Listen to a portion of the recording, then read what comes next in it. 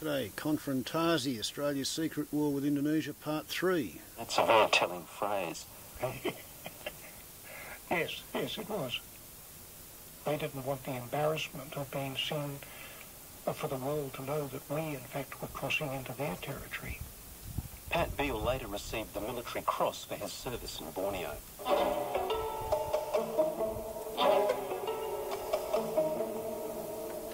Now there's a further strange twist to the story of our secret war.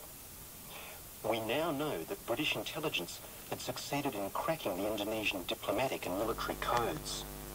From their listening post in Singapore, British and Australian intelligence officers got advance warning of troop movements and Indonesian strategic planning. They also learned, quite bizarrely, that the Indonesian local commanders on the ground in Borneo weren't reporting cross-border operations to the Indonesian government. They were trying to make up stories of their own. They claimed fictitious raids of their own over the border. They just made up stories of their own successes and hid any evidence of British cross-border raids. The senior leadership of the Indonesian army was generally opposed to Sukarno's policy in waging the war. They recognised that if they provoked the British and Commonwealth forces beyond a certain point, that they would end up, one, with a general war in the region, which was in nobody's interests, but two, that they would simply not be able to handle the level of military challenge that a full mid-intensity conflict would bring about. And they quietly, initially, and more openly as Sukarno's own position became weaker, worked to limit the extent to which Indonesian operations could indeed provoke a wider response. In the early stages of confrontation, the Indonesian military didn't actively undermine President Sukarno's policy. The army were good soldiers. The Indonesians were good soldiers. They had their orders. They were in the middle of a war, albeit a low-level one, albeit an undeclared one, but they were in the middle of a war, and they were good soldiers. They had good discipline, and their senior officers were not about to openly defy the orders of the constitutionally appointed head of the state, i.e. President Sukarno. But as confrontation wore on, growing tensions emerged between Sukarno and sections of the military, who believed that the president was getting too close to the Indonesian Communist Party. At this point, Britain sensed an opportunity. The Information Research Department of the Foreign Office that carries out covert propaganda, it created a special unit in Singapore in February 1965 called the Southeast Asia Monitoring Unit, or SEMU. And this carried out black propaganda against Indonesia. The British felt there were weaknesses on the Indonesian side they could exploit. The British sent over their expert on propaganda from the Middle East, a man named Norman Redaway. And at the same time, there was an abortive coup attempt in Indonesia on 30th of September 1965. It failed to succeed, but it managed to kill 6 leading Indonesian generals, and the military blamed the coup on the Indonesian Communist Party, the PKI.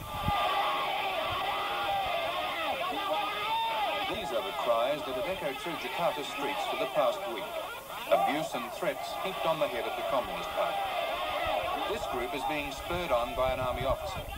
For although the army is non-political, it's using the non-communist student and other mass organisations to back up its demands that the party be banned. And the British tried to re-encourage the army to act against the PKI, to try and destroy the PKI, which they saw as big backers for the confrontation policy. And also to act against Subandrio, the foreign minister, and also ultimately act against Sukarno. Is that quite clear, that Britain actively encouraged the army to act against the communists and against Subandrio and Sukarno? Oh, absolutely, absolutely. There are clear documents of British actually giving signals to the army they want them to do this. The British told the Indonesian army they needn't worry about military action during the confrontation. The British wouldn't attack them. If they need to use their forces, pull them back from Borneo and Kalimantan to use against the communists inside Java. The British gave clear signals that they could do this. I remember one senior commander who had been in the northern area of Borneo for some time saying to me that he knew full well where his enemy was, and he was in his rear areas, that he had lists of those who were known PKI members.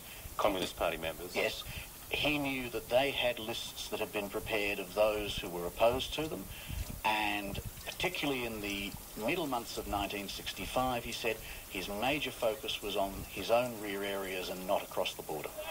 I'm standing right in the middle of a massive demonstration by groups, student groups of all religions, Muslim, Protestant, Catholic, who have arrived at the National Front to ask for the banning of the PKI here in Indonesia. That is why we have to eliminate PKI. We don't like PKI. What is Punch's The British tried to put stories onto Radio Malaysia, onto the BBC, onto Voice of America and Radio Australia to try and make sure the communists got the blame for the coup attempt, to try and give encouragement to the army to act against the communists.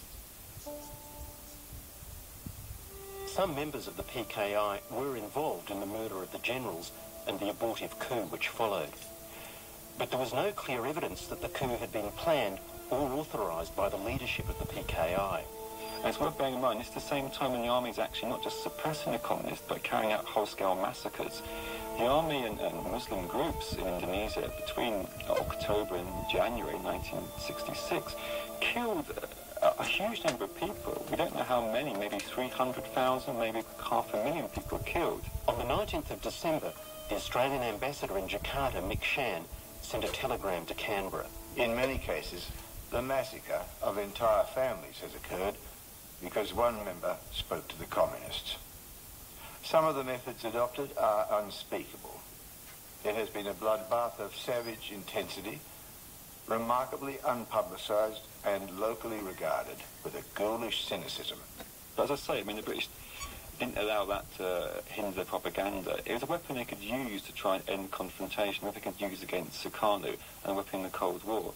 And they're quite prepared to use this, no matter what the consequences. By May 1966, Indonesia and Malaysia had begun peace talks. But on the border in Borneo, confrontation continued. An Indonesian patrol slipped over the border and entered Niban village.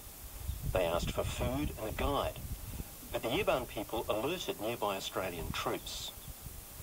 Rod Curtis was sent out to intercept the Indonesian patrol as it attempted to cross back over the border. They took up an ambush position on the mountain ridge of the Gunung Raya. Around about 5:20 in the afternoon, one of the soldiers gave me the enemy sign, the thumbs down sign, that he had seen some movement and that something or somebody was approaching our position. I counted 4 Indonesian soldiers come onto the track, and there was indeed a 5th soldier. They moved very cautiously down the track. They were obviously well-trained soldiers. When they were about 20 metres or so from my position, the lead soldier, Indonesian soldier or scout, squatted down and checked the track. They took a few more steps towards our position, and they were about 18 metres at that stage, and so I initiated the ambush and engaged those soldiers that I could see. So you opened fire? Yeah? Opened fire, yeah.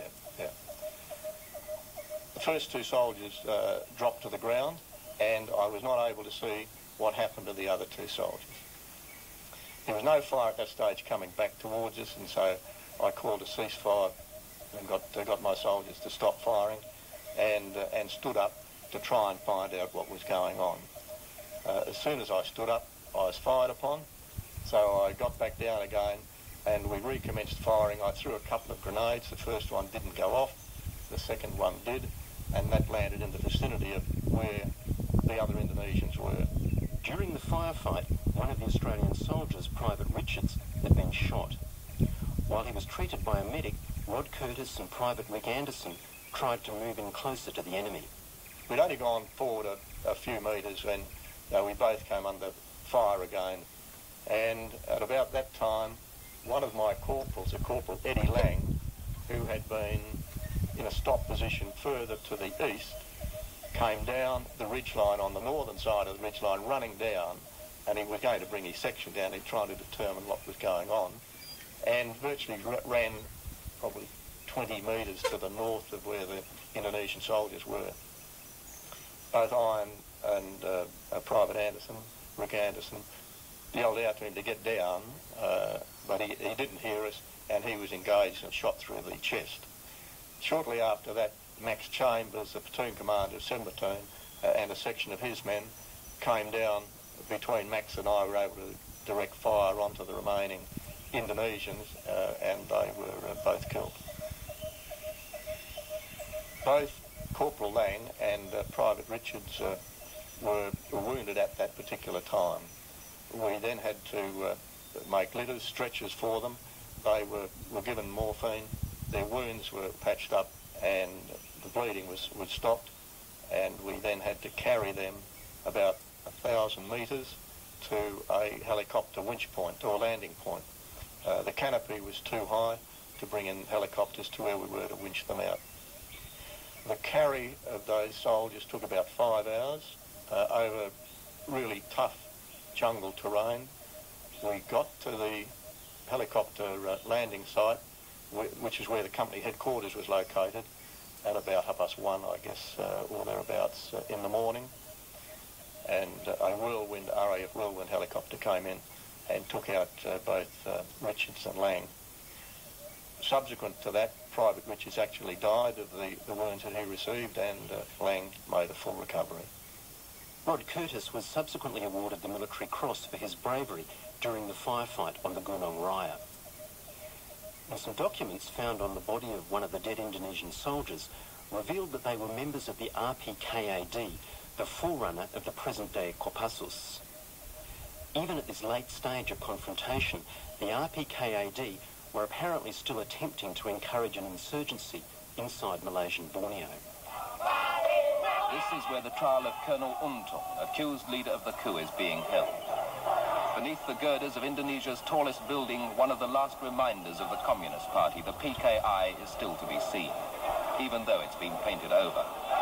Kill Aidit. They did.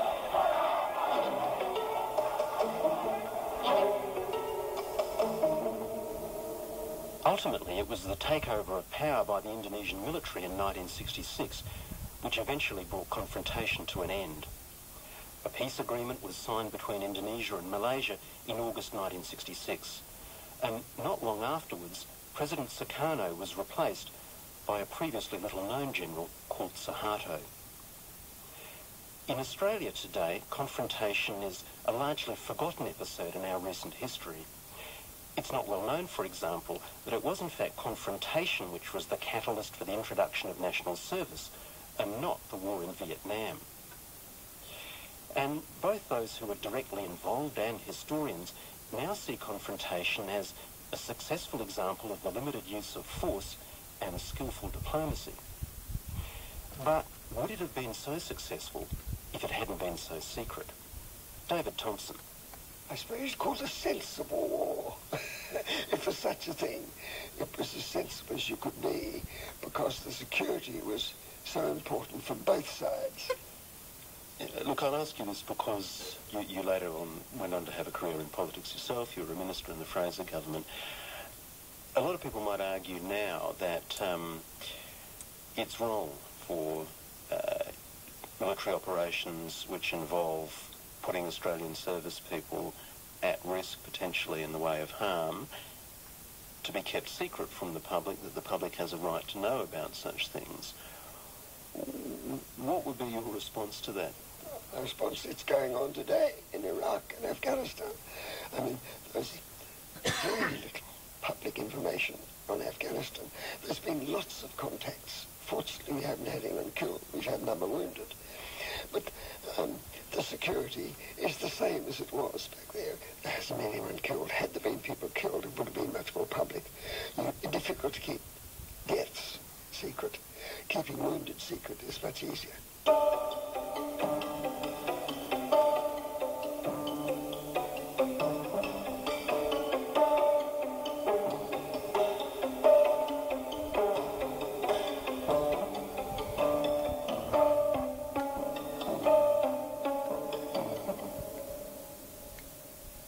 Our Secret War was written and produced by Tom Morton. The sound engineer was Philip Bowman. And next Sunday on Hindsight, as part of our summer season. Okay, well, it's fairly interesting that Australia has apparently secretly begun towing boats back to Indonesia and letting them go where their engines fail and they float around for 3 days before sinking. And rather than buying back the Indonesian boats, Australia's now going to start investing in lifeboats so that we can put them in lifeboats and tow them back to Indonesia and point them in the direction of Indonesia in a boat that we're going to give to them with taxpayers' dollars, because the budgie smuggling wingnut is not interested in telling the Australian population through the Australian media what's happening. We get to discover it by reading the Jakarta Post when they interview the refugees who have been towed back. I think we need to have a look at what happened last time Abbott defended Australia. Warbles on a lot to YouTube. Ciao.